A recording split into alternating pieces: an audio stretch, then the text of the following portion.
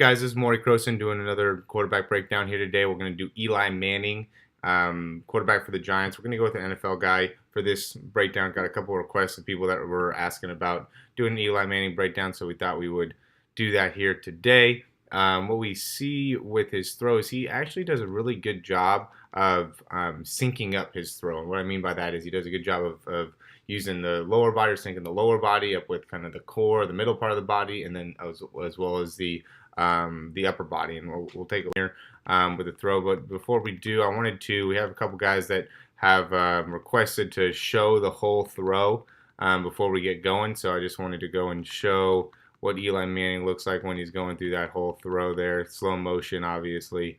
But now from here, we'll begin the breakdown. He does a good job of getting into that 90-90 position. You can see how he has a lot of weight back when he's taking his step there, and that becomes his big-time power leg. But he gets a really quick, he gets off that back leg pretty quickly and starts rotating in those hips. And really wants to get disassociation between the hips and the shoulders, which is something that Tom House preaches. And so he's probably had some teaching with Tom House, but you can see probably about right here is where he's at the greatest stretch, where those hips are basically facing straight ahead, and those shoulders are pretty well turned back. And then from here, he's just rotating big time in the upper body. It stays really stable within that front leg, and he uses a lot of force from really the obliques down through the inside part of the leg, uses a little bit of that outside part of the leg as well in order to generate the all the torque that's used for the throw here. And I think what's important to really take away is, again, how in sync everything is. So you can see that those hips get turned all the way around, that upper body gets turned all the way around, the mid body trunk gets turned all the way around. And then as all that is all syncing up together, that's right when he lets go of the ball. And that's something that we try to preach for the quarterbacks. Is a lot of times what ends up happening is you end up getting your upper body through, lower body through, but then the arm is still stuck way behind you, so then you end up decreasing the amount of force you're creating because you're allowing that ball to stay too far back while you're going through the throw. Usually when that happens, you're having a hard time getting the ball too far behind your head, or you're having a really big lean with that front part of the body or the trunk. So those two areas I'd say are things that you really want to focus on doing as a quarterback, or I think are good things to have as a quarterback. One being that you create that disassociation where your hips are rotating a little bit more in front of the upper body, and then the other one would be syncing up that throw. We did a video on our membership page that talks all about that synchronization of the lower body, upper body, and the arm, and I think this is a great example of somebody that's able to do that very, very well.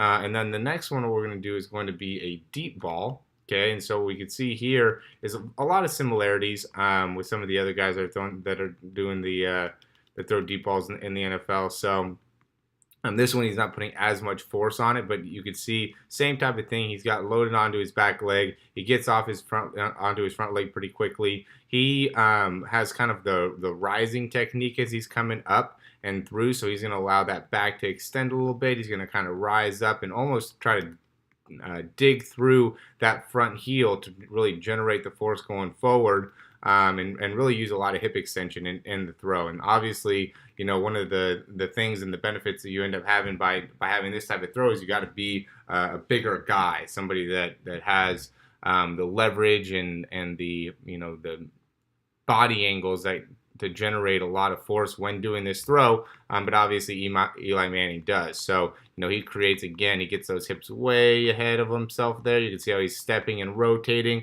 and then he uses the upper body and he kind of brings that core forward, and then from there uses all that whip to generate the ball forward as he's pulling down with that heel to really make the throw there for the deep ball. I'll also show the complete throw during that deep ball. Okay, so you can see, he's not going to try to throw it, 50 yards here. It's not a crazy throw, but it's a good enough deep ball where he has to put some loft on it, where you can see that there's a different technique in this one, how he's kind of rising up in his throw and continuing that rotation to the front leg, rather than The other one, which was much more kind of straight ahead and how the body was transferring through. I think one thing that would be important to kind of look at too is realize that when he's rotating on that front leg, how his hips are just going to the side, maybe a little bit back. They're never going inside or back towards us, kind of this way. He's only going this way with the hips or back with the hips. A lot of times I have quarterbacks that come in when they're trying to throw and they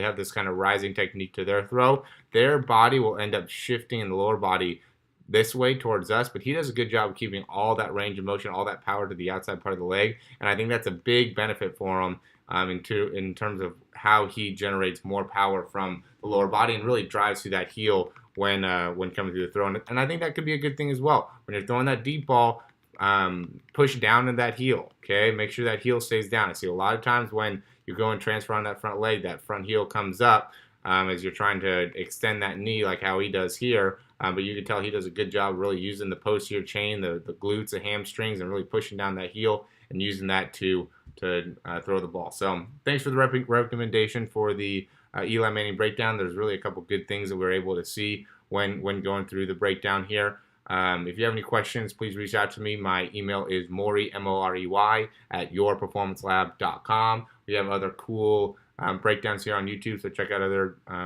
videos on our channel, share it, comment, like, all that type of good stuff. We really appreciate it. Subscribe, of course.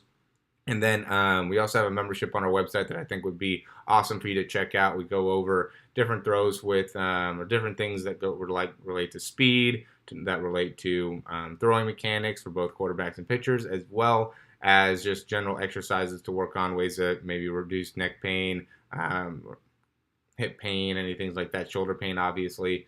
And then also, obviously, we want to make it so you can perform better as well. So thanks for watching the video. We will have another breakdown for you this weekend. Talk to you soon.